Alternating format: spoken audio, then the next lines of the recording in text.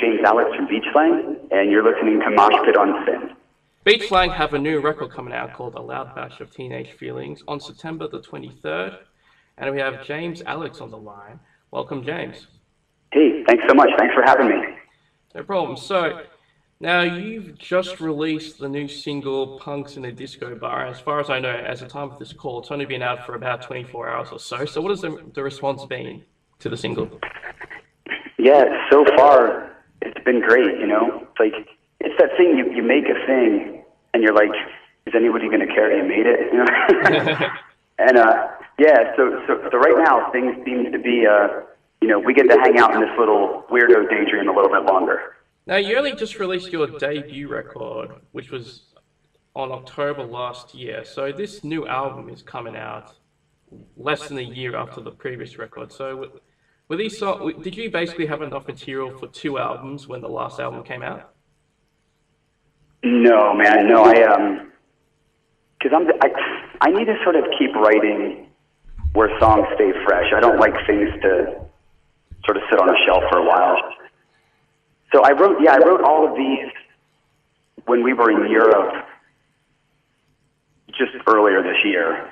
And then we came home. I had a week to teach the guys. We recorded it in like a week and a half. And then, you know, here it is. But there's an importance to that for us as a band, you know, to sort of have that sort of imperfect, honest rock and rollness to it, right? Yeah. Yeah. How would you describe Beach Slang to new listeners, those who've never heard? Because you guys are a relatively new band. Like I said, previous album came out less than a year ago. Yeah. I mean, I'd be like, you know, really influenced by the Minneapolis scene of the 80s, you know, Replacements, Who's Purdue and stuff. But like, you know, that's like the biographical definition. I think we're just an honest, messy little hurricane of sound, you know? We just want to, like, create moments. We're not trying to be perfect. It's not manufactured. It's just, like, plug in, turn up, bleed it out, you know? Now, speaking of biographical, apparently the songs on this new record are somewhat autobiographical, and they've also come from the stories of fans. So can you tell a bit more about that? Yeah. It was like, you know, so, like, records leading up to this, right? It's just, I'm in my life, you know, and sort of trying to figure it out, and I'm writing those stories about me and my friends. Since that record came out, we've been on the road pretty much entirely. So it became me meeting people on the road, and there's something about, with Beach Slang, I suppose, with how open I am in my writing, that people feel very comfortable being open with me. So, you know, I go to shows, and they'll open up and tell me these things, and they can't help but sort of influence and sort of glue themselves to me, right?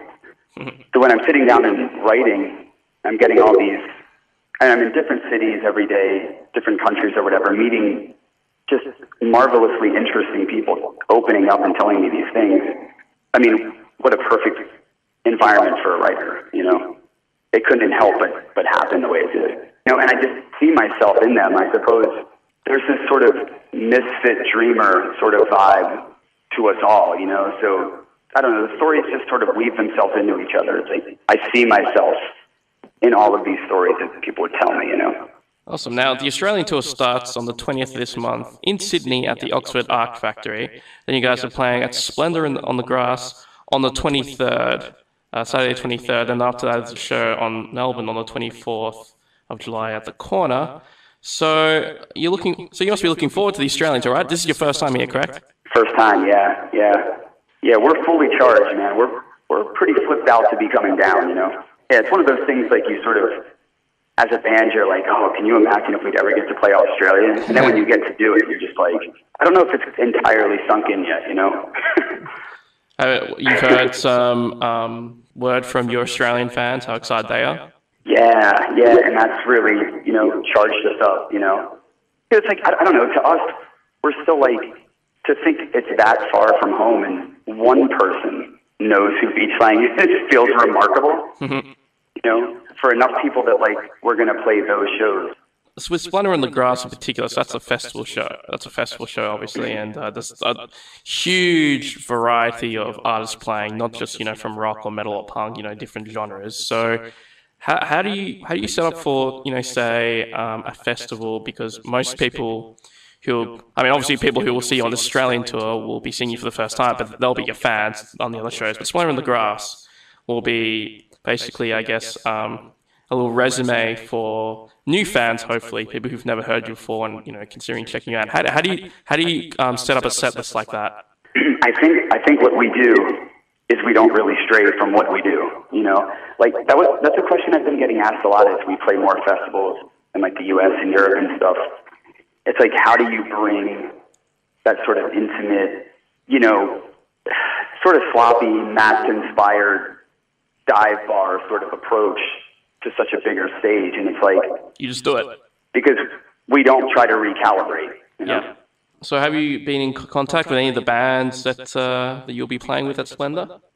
Yeah, we've had some exchanges with Spring King, doing some like promotional stuff, and Food Court and stuff through like social media. Have just reached out. Everybody seems like big sweetheart. I love the bands. So yeah, man, we just feel lucky. It should be like really sort of beautiful traveling circus, You going to see any of the bands yourself? Oh yeah, I mean, we're there hanging out, so I'm just gonna be in it. I mean, that's the thing. Like we keep saying to ourselves, we're just throwing ourselves in the culture fully while we're there. We're only there for a week. We just want to make it count. In terms of the sound, would you say that the new record is a continuation of the first in terms of themes, the sound, and all that, or is there a huge evolution? It's definitely like you'll hear it and it's like it's a Beach Slang record. But I think when you invest a little deeper as a listener, you'll start to see the evolutions that are starting to happen. And I think when LP3 comes out, it's like that's when it'll be like, oh yeah, I saw them hinting at this on this song here, Yeah, because what I don't ever want to get into is that trap of sort of Xeroxing things that have worked, I want to do what feels right at the time I'm writing the thing, Are you writing even more material? Will there be a third album within a year? Oh, yeah, for sure, man. I never, if we don't put out a record a year, to me, that would feel like a failure, I'm just not good being idle, right? It's like I write pretty much every day on some level, and it's just like to think of songs sitting around for any extended period of time, I just have no interest in that, right? I like making records, I like having fresh things to play. I don't want to give this thing a chance to leave us, Yeah, I feel like our generation in particular, you can, record songs on your phone, you can carry everything you need in your backpack, so that makes it a lot easier for you to start writing songs and getting recorded and all that stuff. Without a doubt, man. Absolutely.